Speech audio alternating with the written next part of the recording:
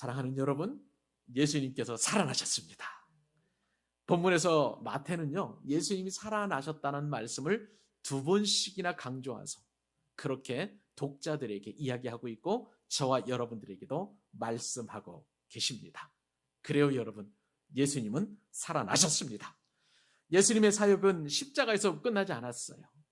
예수님의 사역은 무덤에서 멈추지 않았습니다. 예수님의 사역은 죽음에서 끝나지 않고요. 지금도 부활하셔서 저와 여러분의 삶 깊숙한 곳에 개입하고 계시는 줄로 믿습니다.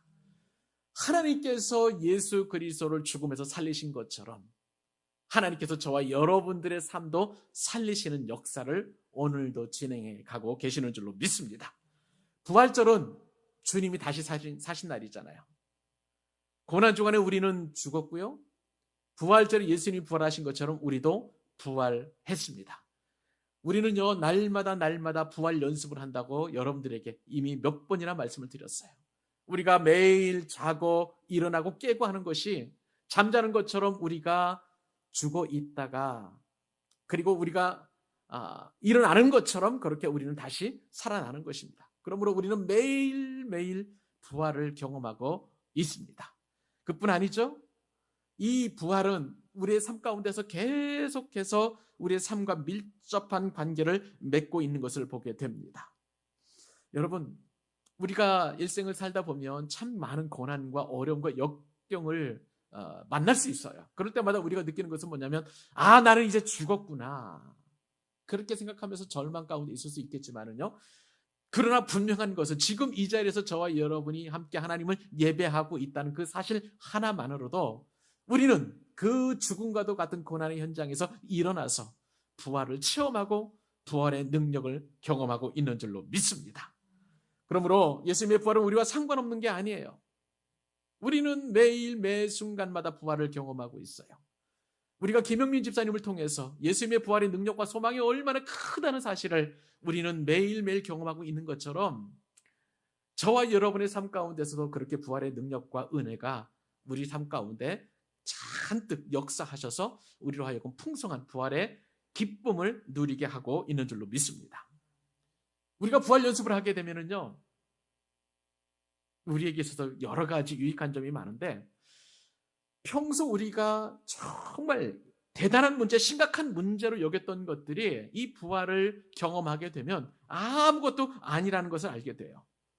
뿐만 아니라 이 부활을 우리가 매일매일 체험하게 되면 평소에 우리가 소중하게 여기던 것을 더 소중하게 여기는 은혜를 경험하게 되는 것이죠. 예수님이 나를 사랑하셨다. 하나님이 나를 먼저 사랑하셨다. 내가 먼저 하나님을 사랑한 게 아니라는 거예요. 이런 모든 것들이 부활하신 예수님을 통해서 우리에게 주시는 은혜인 줄로 믿습니다. 우리가 부활 연습하는 것은 참 좋은데 그런데 이 부활 연습에는 코스가 있어요. 십자가가 있죠. 죽음이 있죠. 그리고 나서 또 무덤이 있습니다. 이 모든 과정들을 통과해야만 우리가 부활을 경험할 수 있는 거예요. 인생을 살다 보니 십자가처럼 매일매일 고난과 아픔과 고통의 연속일 수 있습니다. 그런 상황 속에서 우리는 정말 죽음을 경험할 수도 있어요. 정말 완벽한 절망이죠, 죽음이라는 것은. 그리고 그 죽음 상태에 3일 동안이나 무덤 속에 계신 예수님을 생각해 보면 정말 그 죽음 속에서도 아무런 소망이 없구나라고 얼마든지 그렇게 여길 수가 있습니다만은 그러나 분명한 것은 예수님께서 십자가와 죽음과 무덤에서 부활하신 것처럼 우리의 삶도 부활하신 예수님께서 우리로 하여금 능력을 경험하게 하셔서 십자가도 넉넉히 감당하게 하시고 죽음도 이기게 하시고 그리고 무덤에서 일어나는 은혜를 우리가 체험하게 된다는 거예요. 사랑하는 여러분, 오늘 설교의 핵심은 바로 이겁니다. 예수 그리스도의 부활이 우리에게 능력으로 다가온다는 거예요. 여러분, 다른 건 몰라도 부활하신 예수님의 능력이 나의 능력인 것을 꼭 기억하고 돌아가실 수 있기를 바랍니다. 오늘 그 역사의 현장에 여러분들이 하나님의 음성을 듣게 될 거예요. 그래서 부활하신 예수님의 능력이 나의 능력이 되기를 간절한 소망을 가지시고 오늘 말씀을 귀 기울여서 들으실 수 있기를 바랍니다. 여러분의 삶이 아무리 어렵다 할지라도 여러분의 환경과 상황이 아무리 힘겹다 할지라도 그리고 내 앞에 놓여 있는 그런 질병이나 어려움이나 경제적인 그런 환란이 있다 할지라도 우리 가운데 부활의 능력만 있다면 우리는 넉넉히 감당할 수 있는 거예요. 예수 그리스도의 부활이 나의 능력입니다.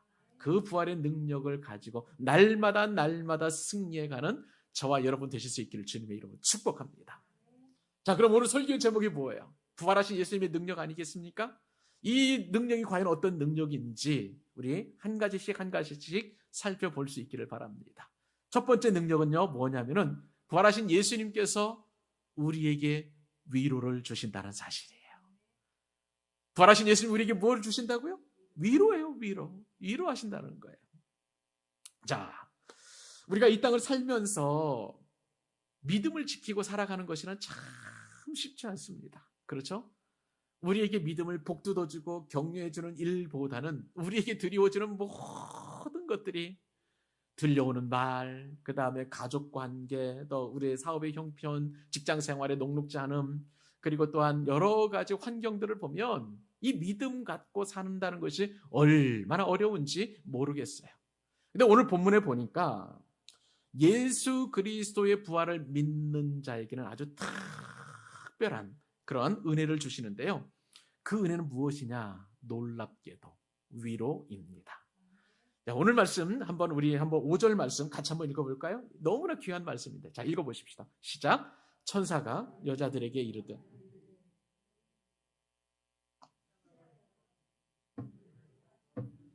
아멘, 아멘. 여러분, 제가 이 말씀을 읽으면서 묵상하면서 어떤 생각을 하게 됐냐면요, 우리가 성경을 읽어가면서 좀 우리가 조금 어려운 게 하나 있는데 그것은 하나님의 뜻을 놓칠 때가 있다는 거예요. 그냥 성경을 평범하게 읽다 보면 우리가 성경을 통독하는 쪽에만 목표를 두다 보니까 그 말씀을 깊이 묵상하지를 못해요. 그러다 보니까 우리가 왜 하나님께서 이 말씀을 기록하시고 나로 하여금 이 말씀을 주셨는지를 그것을 놓칠 때가 많이 있다는 거예요. 제가 이 5절 말씀을 이제 묵상을 하다가 어떤 생각을 하게 되었냐면 예수님께서 부활하신 그 현장에서 생생한 기록이 빠져 있다는 것을 제가 알게 되었습니다. 인식하게 되었던 거예요. 자, 성경은 그냥 예수님께서 부활하셨다라고 그렇게 표현하고 있는데요. 그런데 주님이 어떻게 부활하셨는지를 아무런 그런 어떤 그 생생한 현장을 기록해 놓지 않으셨다는 거예요. 예를 들면 이런 것입니다. 예수님께서 부활하실 때에 몸이 완전히 죽었잖아요. 세포가 다 죽었잖아요. 그런데 그 죽으신 그 예수님의 몸에서 어떻게 생기가 돌아나는지, 어떻게 피가 통하는지, 어떻게 호흡을 하시는지 이런 것들이 전혀 기록되어 있지 않아요.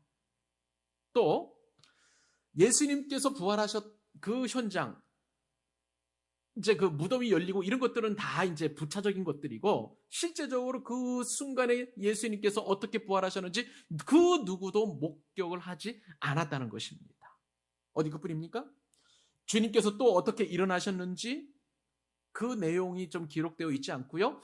주님은 분명 돌아가셔서 예수님의 시신에 세마포를 다 감았어요. 이렇게 둘둘둘 감아가지고 마치 미라처럼 머리끝부터 발끝까지 다 그렇게 시신을 쌌는데 주님께서 부활하신 이후에 그 세마포를 일일이 다 개켰거든요. 개어가지고 딱 그 자리에 놓으셨다는 말이에요. 그것도 성경에는 기록되어 있지 않고 있습니다.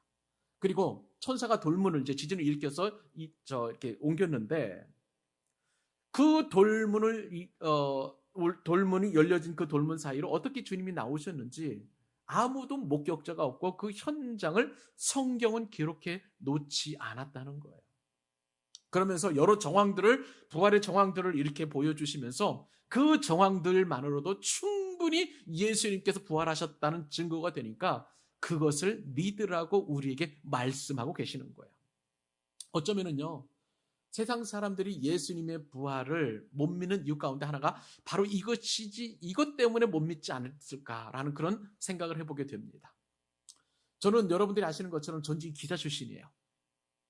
만약에 제가 예수님께서 부활하신 현장에 그 시각에 딱 있어서 그 부활하신 모든 상황들을 목격하게 하셨다면 아주 세세하게 기록할 수 있다는 생각도 한번 해보게 되었습니다. 그런데 하나님 그렇게 하지 않으셨잖아요.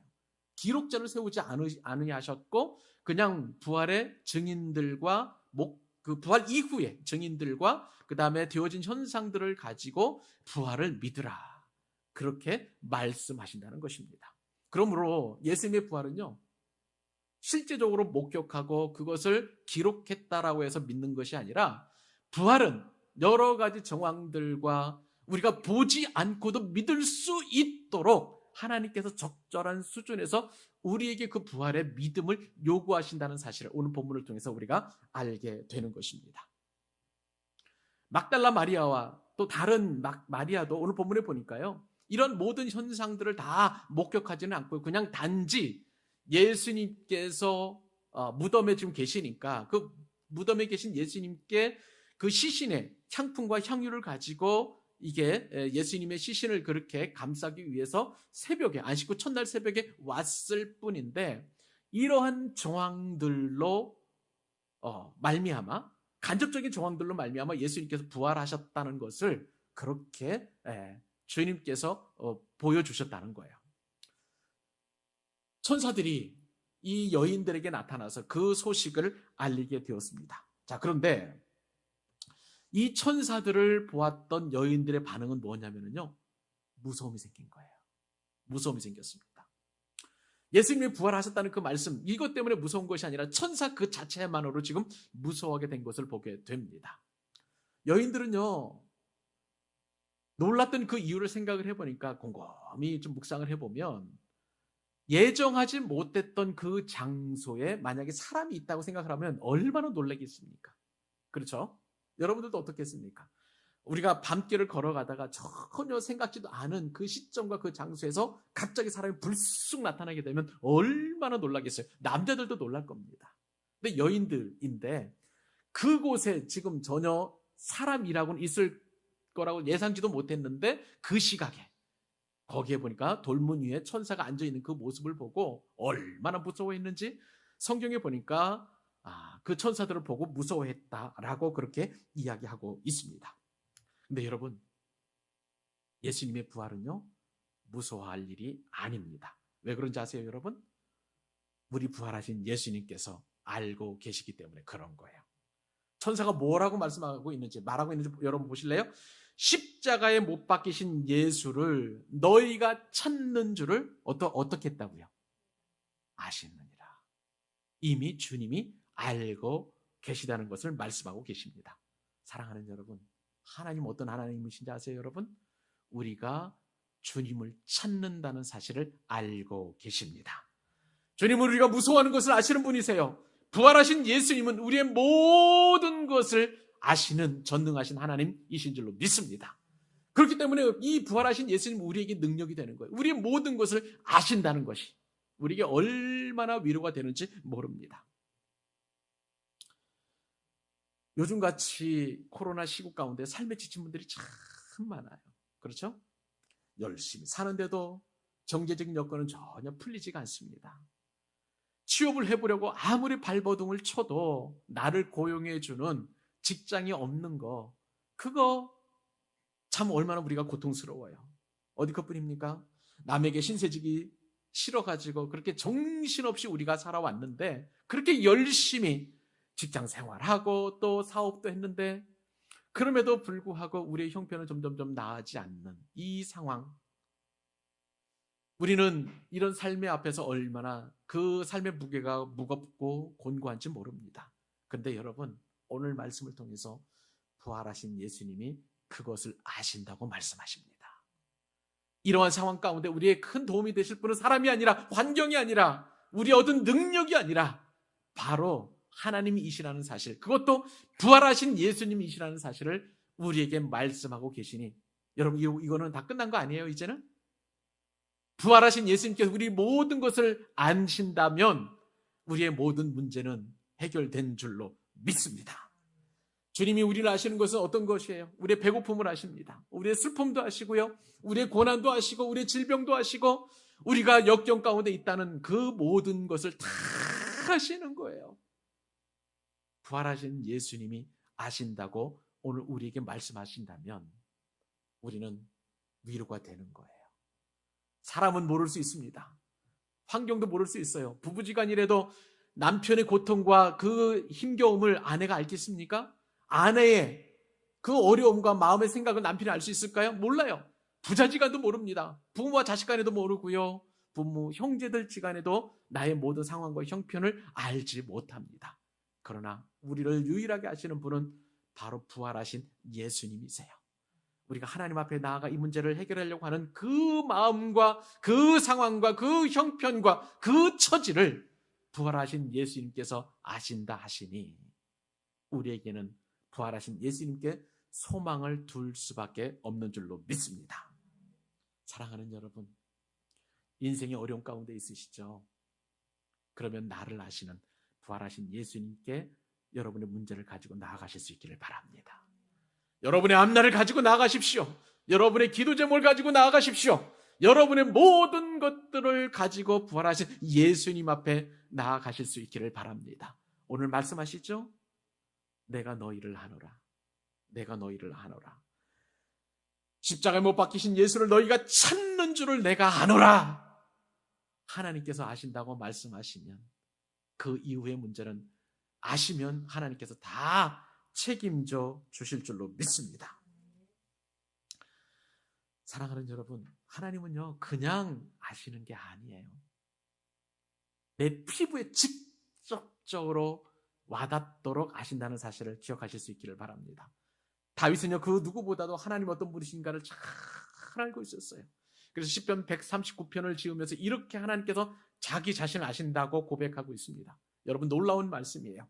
시편 139편 2절 말씀을 보니까 같이 한번 읽어볼까요? 우리가 얼마나 은혜가 되는지. 주께서 내가 앉고 일어섬을 아시고 멀리서도 나의 생각을 아시오며, 생각조차도 아시고 나의 앉고 일어섬도 아시고 나의 계획도 아시고 내가 품은 모든 상황도 아신다면 하나님이 우리의 모든 것을 알고 계시는 줄로 믿습니다. 그렇기 때문에 우리는 무서워하지 말아야 돼요.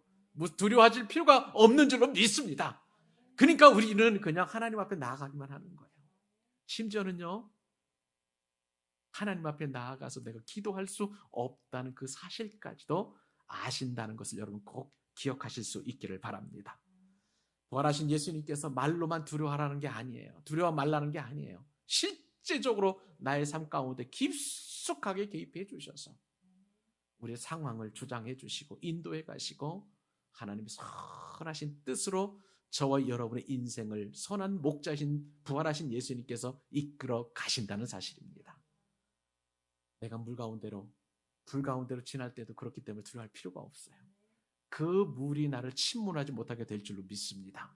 그 불이 나를 사르지 못하게 될 줄로 믿습니다. 여러분, 부활하신 예수님은 그렇게 우리에게 위로를 주시는 분이세요. 이 자리에 계신 분들 중에서 특별히 하나님의 위로가 필요하신 분들에게 오늘 주신 말씀과도 같이 내가 너를 아노라 말씀이 여러분에게 위로가 되실 수 있기를 바랍니다. 부활하신 예수님 말씀하시죠?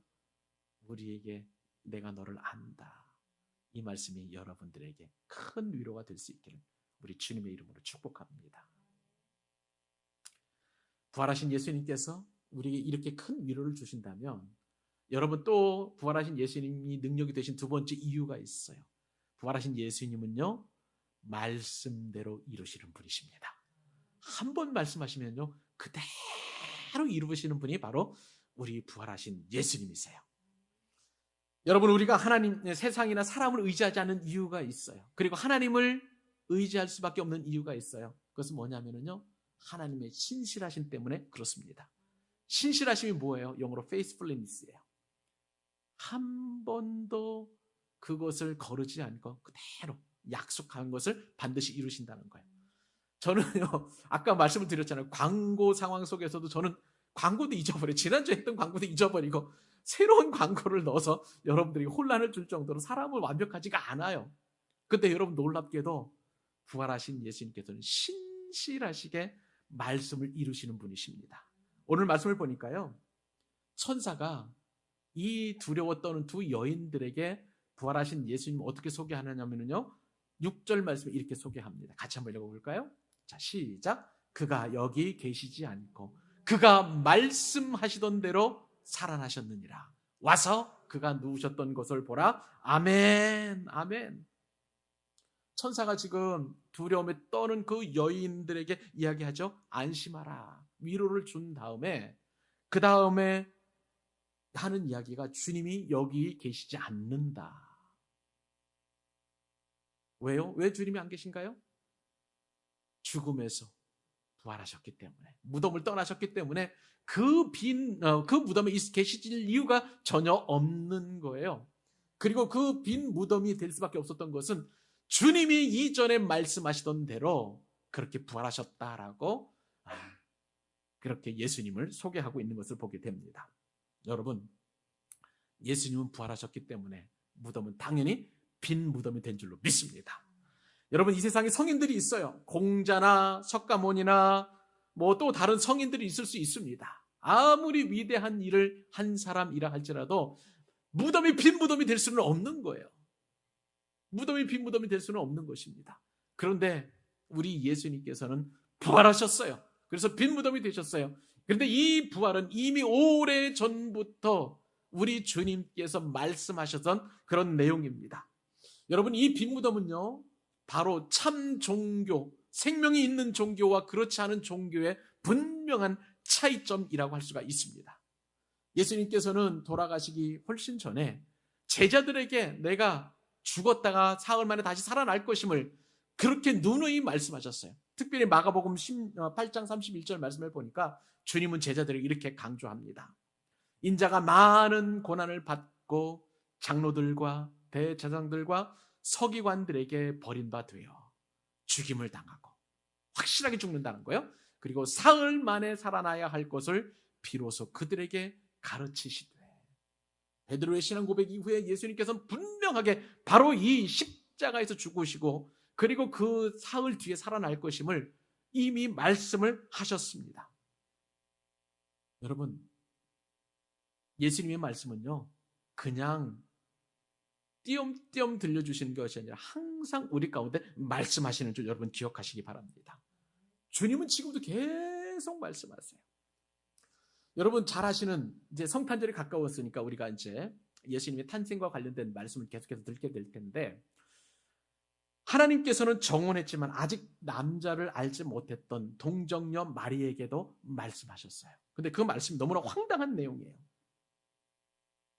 남자를 알지 못했다는 것은 남자와 관계를 맺지 않았다는 그런 내용이었는데, 그 마리아에게 성령으로 말미암아 네가 잉태되리라. 그리고 네가 낳게 될 아이는 예수라 하라. 이 예수는 자기 백성을 모든 죄에서 구원할 자이다. 그렇게 이제 마리아에게 이야기를 하였습니다. 여러분 한번 생각을 해보세요. 남자를 경험하지도 않은 16살, 17살의 소녀된 이 동정녀 마리아가 내가 아이를 갖게 되고 출산을 한다? 이것을 받아들일 수 있을까요? 그런데 여러분, 놀랍게도 마리아는 그 말씀을 그대로 받아들입니다. 누가복음 1장 37절과 38절 말씀에 따르면 하나님 천사를 통해서 이렇게 얘기해요. 대저 하나님의 모든 말씀은 능하지 못하심이 없느니라. 이 말을 받게 되니까 마리아가 이르되 주의 여종이오니 말씀대로 내게 이루어지이다. 주님의 여종이오니 말씀대로 내게 이루어지이다. 그렇게 말씀을 받게 되는 것을 보게 됩니다. 사랑하는 여러분들에게도 축복하고 권면합니다. 여러분, 하나님의 말씀이 임하시면 그 말씀대로 이루어지기를 소망하는 여러분 되실 수 있기를 축복합니다. 여러분, 말씀대로 이루신 것을 믿은 그 마리아는요, 마리아의 그 헌신대로 예수님께서는 이 땅에 오실 수 있었다는 거예요. 말씀이 너무나 소중하고 이루어지기를 갈망하는 사람들에게는 그대로 이루어지는 축복이 임하게 될 줄로 믿습니다. 우리가 말씀을 대하는 방법은 두 가지예요. 하나는요, 내가 듣고 싶은 말씀을 듣는 거예요. 그런데 하나님은 아니에요. 하나님께서 하시고자 하시는 말씀을 너희가 듣기를 원한다라고 말씀하신다는 사실입니다. 지금은요, 정치, 경제, 사회, 문화, 종교, 환경 모든 영역에서 굉장히 어려운 시절인 거예요. 상황이 어려우니까 우리는 듣고 싶은 말씀이 있어요. 교회에 오면 소망을 주는 말씀, 좀 위로를 주는 말씀, 좀 내게 힘이 되는 그런 말씀을 목사님께 쫙쫙 뽑아가지고 설교해 주시면 얼마나 좋을까 하는 그런 마음을 갖고 올 때가 있는데요. 어떤 데 보면은 본문에 따라서 하나님께서 이 본문에서 죄를 책망하시는 말씀도 있을 수 있어요. 그리고 나를 깨닫게 해주시는 그런 말씀도 있을 수 있어요. 때로는 듣기 거북한 말씀도 뭐라 그럴까요? 그렇게 주실 수가 있다는 거예요. 새벽 기도회 하시는 분들은 잘 아실 것입니다. 여러분, 새벽 기도회 요즘 계속해서 사사기서를 우리가 매일매일 상고해 나가고 있는데, 사사기 6장으로부터 9장까지 이제 어제 금요일까지, 엊그제 금요일 새벽까지요, 계속 이제 넉 장 정도를 상고해 나갔는데, 여기에 보면은 기도원과 관련된 그 이후에 아비멜렉 얘기가 나오는데, 계속 서로 죽고 죽이고 배반하고 배신하고 하는 그런 내용들이 계속 반복이 되는 거예요. 저도 역시도요, 여러분들이 새벽 기도에 오셔서 기도하는 말씀, 정말 위로가 되고 힘이 되는 말씀을 여러분들이 전해드리고 싶은데, 그런데 그 말씀을 계속 묵상하고 한 절 내지는 두 절, 좀 길으면 한 석절, 넉절 가지고 계속 거기에 대한 이 말씀을 전하니까 저도 힘들어요. 그런데 여러분, 오늘 말씀을 보니까 내가 듣고 싶은 말씀이 아니라 하나님께서 나에게 들려주시는 말씀을 들어야 된다는 그 말씀을 딱 적용하니까 새벽 기도에 왜 그렇게 어렵고 힘든 말씀을 주셨는지 이해가 가더라는 사실입니다. 사랑하는 여러분, 여러분들은 어떤 말씀을 듣고 싶습니까? 내가 듣고 싶은 말씀을 들어야 되는 겁니까? 아니면 하나님께서 들려주시는 말씀을 들어야 되는 것입니까? 여러분들을 축복합니다. 하나님께서 들려주시는 말씀을 들을 수 있도록 여러분의 귀가 열려지기를 축복합니다. 얼마 전에 어떤 권사님을 좀 제가 만나서 이야기를 듣게 되었는데요. 이 권사님께서 좀 뇌경색 전조 현상이 좀 있었더랍니다. 그러니까 좀 평소 어지럽고 두통이 심하고 이런 거 조금 이제 몸이 좀 불편하고 하는 그런 증상이 있었다는 거예요. 근데 동네 병원에 가니까 의사 선생님이 그냥 간단한 두통이니까 염려하지 말고 지어주는 약 좀 드시고 그냥 좀 마음 편안하게 먹고 스트레스 받지 마세요. 그런 얘기를 했다는 거예요. 그 말을 들으니까 아무것도 아니라고 하니까 권사님에게 좀 위로가 됐던 모양이에요. 근데 이 뇌경색 전조 증상이라는 게 그냥 사라지지 않고 약을 먹어도 계속 좀 불편하더라는 거예요. 그래가지고 이번에는 그냥 마음을 바꿔 먹고 큰 병원에 가서 정밀 검전을 받으니까 뇌경색 바로 직전까지 왔다는 거예요. 자, 그러니까 정말 권사님 깜짝 놀래가지고요. 이제 정밀 검사를 받고 그다음에 그 의사 처방에 따라서 이제 치료를 해 나가는데 권사님 하시는 말씀이 하마터면 치료의 골든 타임을 놓칠 뻔했다라고 가슴을 쓸어내렸습니다. 자, 듣기 좋은 말이 오히려 독이 될 수 있다는 것을 권사님은 깨달았다는 것이죠. 여러분, 듣기 좋은 말이 꼭 우리에게 유익이 되는 것은 아닙니다.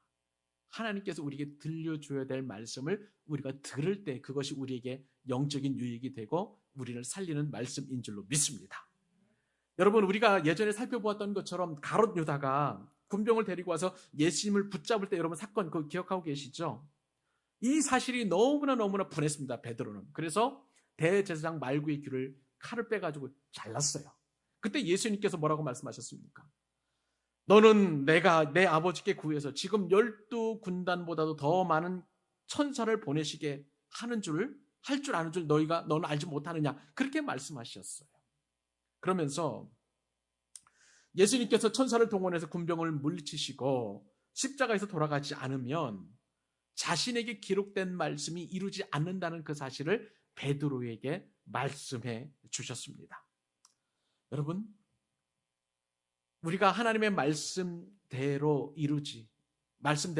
이루는 것에 대하여 그것을 믿지 않으면요, 우리는 혈과 육으로 이 땅을 살아갈 수밖에 없습니다.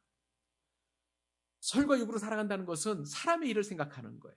그러나 예수님께서는 사람의 일이 아니라 하나님의 일을 늘 기억하면서 하나님의 뜻이, 하나님의 말씀이 이루어지기를 위해서 살아가셨습니다. 여러분, 예수님께서 공생에 사실 때에 예수님의 사역의 목표는 한 가지였어요. 말씀하신 대로 이루시는 것입니다. 하나님의 뜻대로 이루시는 것이 바로 예수님의 공생의 사역의 목표인 것입니다. 그러면 여러분, 우리의 삶의 목표는 무엇입니까? 하나님의 말씀이 내게 이루어지는 것입니까? 아니면 내 뜻대로 그렇게 이 땅이 이루어지는 것입니까? 우리는 전자보다도 후자 쪽에 더 관심을 많이 가지고 있는 것을 보게 됩니다. 근데 여러분, 내 뜻대로 이루는 그런 삶은 쉽게 말하면 망하는 길이에요. 망하는 길입니다. 나도 망하고 다른 사람도 망하고 우리 가족도 망하고 교회도 망하는 길이에요. 그렇기 때문에 우리는 내 뜻이 이루어지는 것이 그렇게 유익한 것이 아니라는 사실을 꼭 명심하셔야만 하는 것입니다. 말씀한 대로 이루어지는 것이 저와 여러분의 복이요 우리 광교 사랑의 교회의 복인 줄로 믿습니다. 사랑하는 여러분을 축복합니다. 어떤 상황에서도 그리고 사람에게 솔직하게 이야기해서 지는 한이 있더라도 말씀을 이루는 삶을 사실 수 있기를 바랍니다. 부부지간에도 내 뜻이 이루어지고 말씀을 이루고 내 혈과 육적으로 승리하게 되면 그게 승리가 아니에요. 왜냐하면 내 마음 가운데 말씀을 이루는 기쁨이 없는 거예요. 그러나 하나님의 말씀 우리 가운데 오면 내가 설령 사람에게 진다 할지라도 내 마음에 평강이 회복됩니다. 하나님의 뜻을 이루는 거예요. 사랑하는 여러분, 오늘부터 우리 부활하신 예수님의 능력을 경험하게 될 때 말씀대로 이루는 복을 경험할 수 있기를 바랍니다. 그것이 바로 저와 여러분이 사는 놀라운 축복의 길인 줄로 믿습니다. 마지막 한 가지, 부활하신 예수님께서 우리에게 능력을 베풀어 주실 때 어떤 능력을 베풀어 주실까요? 한 가지 더 살펴보도록 하겠습니다. 그것은요, 우리에게 소망을 주신다는 사실이에요. 부활하신 예수님 우리의 참된 소망이신 줄로 믿습니다. 여러분, 누구나 잘 아는 것처럼 예수님께서 이 땅에 오신 것은 신비예요. 그런 것처럼 예수님께서 죽음을 이기시고 부활하신 것도 놀라운 신비인 줄로 믿습니다. 예수님께서 6째 날에 십자가에 달리셨어요. 그리고 사역을 다 끝내셨습니다. 완성하신 것이죠. 그리고 7째 날에 창조하신 후에 그날에 쉬신 것처럼 예수님께서도 이제 무덤에서 쉬셨지만 그러나 사흘 만에 부활하셨습니다. 자, 창조 첫날에 하나님께서 말씀하셨죠. 흑암 가운데서 빛이 있으라 말씀하시니까 그 빛이 있었던 것처럼 그 무덤이라는 완벽한 흑암에서 예수님께서 부활하심으로 말미암아 참된 빛이 되어 주셨습니다.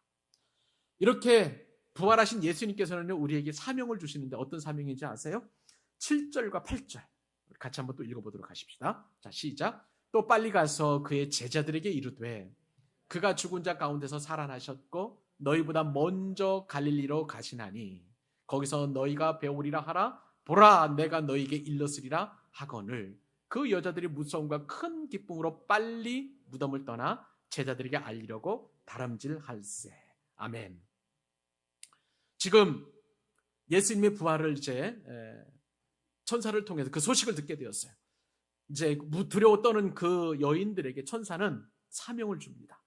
부활을 목격한 사람, 부활을 경험한 사람에게는 반드시 해야 할 사명을 하나님께서 주십니다. 그것은 뭐냐면요, 예수님께서 죽은 자 가운데서 살아나셨고 너희 제자들보다도 먼저 갈릴리로 가 있을 테니 너희 제자들 다시 갈릴리로 오라. 지금 제자들은 예수님께서 십자가에 잡히시기 전날 밤부터 이제 다 흩어졌잖아요. 도망갔잖아요. 그리고 십자가 사건 때에도 막 도망가서 어디가 있는지 모르다가 지금 모여가지고 덜덜덜 떨고 있는 거예요. 나도 언제 예수님처럼 십자가 못 박힐지 모른다. 그렇게 덜덜덜 떨고 있는 무서워하는 제자들에게 가서 빨리 이 부활 소식을 전하고 갈릴리로 가라고 그 사명을 받게 된 것을 보게 됩니다. 여러분, 예수님이 죽은 줄 알고 절망에 떠는 그 제자들에게 역시 무서워했던 그 여인들이 예수님의 부활 소식을 듣고 그 소망을 가지고 제자들에게 달려간 것처럼 제자들도 그 소망을 받고 또 다른 부활하신 예수님을 만나는 은혜가 그들에게 예비되어 있는 것을 보게 됩니다. 여러분, 부활을 목격한 사람들에게는 이처럼 반드시 해야 할 사명이 있는 줄 믿으시기 바랍니다. 그 사명은요, 낭망한 사람들에게 부활하신 예수님의 소식을 전하는 거예요. 이것이 소망이라는 거예요. 이것이 능력이라는 거예요. 그것을 지금 두려워 떠는 제자들에게 가서 전하라고 그렇게 천사가 이야기합니다. 여러분, 천사가 예수님께서 부활하셨다는 그 이야기를 들으니까 처음에는 무서워하다 그 소식을 듣고 얼마나 기뻐했을까요? 그 기쁨은 이로 말할 수 없을 것입니다. 제가 예전에 어떤 일이 있었었냐면 제가 아마 학생 때인 것 같아요. 하나님 앞에 이제 그 헌금을 드리고 싶어가지고 10,000원짜리 신권을 이제 잘 준비를 해가지고 어떤 책 안에 좀 넣어놨던 것을 기억했습니다. 근데 시간이 지나다가 어느 그 책을 좀 보고 싶어서 떠들러 봤는데 그 10,000원짜리가 그 안에 있는 것을 발견했어요. 그러면서 제가 어떤 그 기쁨을 회복했냐면 그때 당시에 이 헌금을 하나님 앞에 드리면 얼마나 기뻐했을까라는 그 기쁨도 발견하게 되었고, 그러면서 또 10,000원을 또 이렇게 발견했다는 것. 그것도 너무나 기뻤더라고요. 이런 기쁨을 이렇게 제가 좀 굉장히 큰 기쁨을 누리게 되었는데, 하물며 두려움에 떨던 여인들이 예수님께서 부활하셨다는 그 소식을 듣게 되니 얼마나 기뻐했을까. 이것은 뭐 상상을 초월한 그런 기쁨이었을 것입니다. 예. 그러니까 그 기쁨을 가지고 천사의 말처럼 이제 막 달려갑니다. 이 소식을 빨리 전해야 되겠다는 거예요. 제자들 지금도 역시 덜덜덜 떨고 있고 무서워하고 있는 제자들에게 전하고 싶어가지고 막 달려가는 그 도중에 이제는 실제로 부활하신 예수님을 만나게 되는 것입니다. 9절과 10절도 한번 읽어보실까요? 자, 실제적으로 읽겠습니다. 시작. 예수께서 그들을 만나 이르시되 평안하냐 하시거늘 여자들이 나아가 그 발을 붙잡고 경배하니 이에 예수께서 이르시되 무서워하지 말라. 가서 내 형제들에게 갈릴리로 가라 하라. 거기서 나를 보리라 하시니라. 아멘. 예수님께서요, 사명을 감당하는 두 여인들에게 가장 먼저 하신 말씀은 평안하냐, 평안하냐. 그 말씀을 주셨습니다. 여러분, 우리가 사명 감당하기 위해서는 가장 먼저 필요한 게 뭔지 아세요? 평안인 줄로 믿습니다. 무엇을 해도 평안이 없다면 이것은 아무 소용이 없는 거예요. 예수님을 믿는 사람에게 가장 큰 축복이 있다면 그것은 평안인 줄로 믿습니다. 주님께서 말씀하실 때 두 여인에게 이렇게 말씀하셨어요. 평안하냐? 이것은요, 그때 당시에 유대인들이 모든 사람들에게 인사하는 그런 인사입니다. 우리도 그렇잖아요. 어제 만났어도 오늘 다시 만나게 되면 안녕하세요, 안녕하십니까 그렇게 인사하잖아요. 이게 평범한 인사예요. 이게 이야기는 뭐냐면은 예수님의 부활하셨다는 그 소식을 천사로부터 듣고 제자들에게 달려간 그 여인들에게 가장 먼저 하는 인사가 평안하냐, 안녕 이렇게 이야기한 것은 마치 어제 만난 사람이 또 오늘 만나는 것처럼 아무런 변화 없이 하는 그런 평범한 인사라는 거예요. 이것은 뭐냐면요, 하나님께서 예수님의 부활을 일으키시는 것은 너무나 쉬운 일이었다는 거예요. 그냥 어제와 오늘이 별반 다를 바 없이 그냥 평범하게 진행되는 것처럼 그렇게 가볍게 예수님의 부활을 일으키셨다는 사실을 알게 됩니다.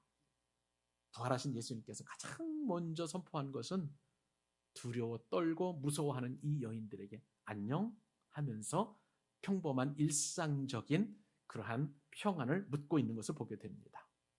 사랑하는 여러분, 그 부활하신 주님께서 여러분들에게 안녕을 묻습니다. 편안하냐? 샬롬.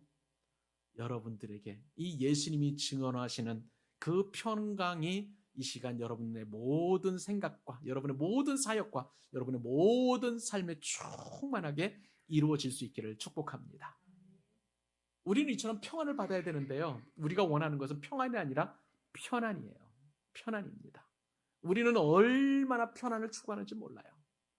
어렵고 힘든 삶 속에서도 편안한 것을 그렇게 좋아합니다.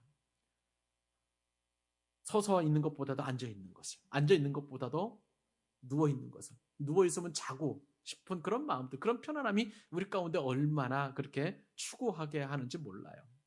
여러분 보세요. 우리의 삶의 여건과 환경은 10년 전, 20년보다, 아니 30년 전보다 우리 권사님들, 집사님들, 연세 드신 분들은 예전보다도 훨씬 우리의 사는 환경이 더 나아졌다는 거 다 인정합니다. 근데 여러분, 우리의 육체는 편안해졌는지 몰라도 오히려 우리의 영은 평안이 점점점 사라지고 왠지 모르게 무거울 인생의 무거운 그런 짐들이 우리 가운데 얼마나 많이 드리워져 있는지 몰라요. 가정마다, 개인마다, 또 우리의 또 생업의 현장마다 이 평안을 잃어버림으로 말미암아서 얼마나 우리가 고통 가운데 있는지 모른다는 것입니다. 이런 상황 속에서 예수님께서 우리에게 평안을 주신다 말씀하십니다.